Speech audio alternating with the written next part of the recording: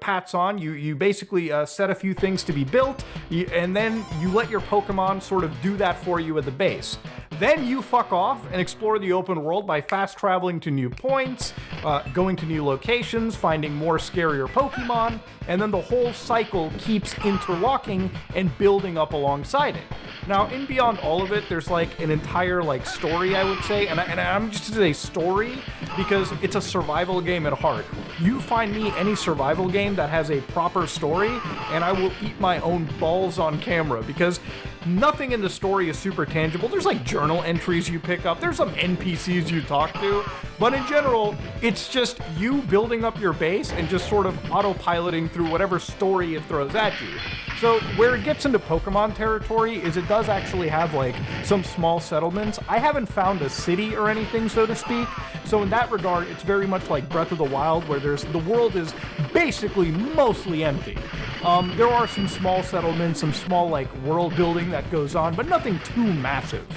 So generally when you're exploring the world, you find these towers that have like, I guess, gym leaders in them or like the trainers in this universe. And we fought one, which kicked our ass in like, I want to say a minute. So for now, I've just basically been exploring around. With 10 hours, I've basically reached like level 15, level 16.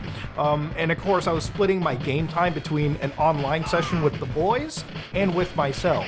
So this game is actually fun to play. Again, with your friends, it's great, but you can actually solo this experience, or if you're somebody that plays games solo, and I know for survival gamers, that shit is usually like a death knell, because usually when you're playing a survival game solo, you progress so slowly that it's just not even fun.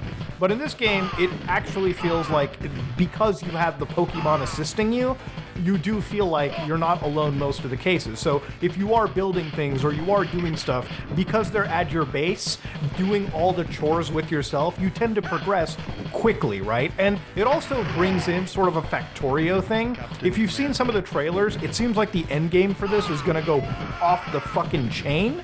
You're gonna be able to get access to full factories and production lines.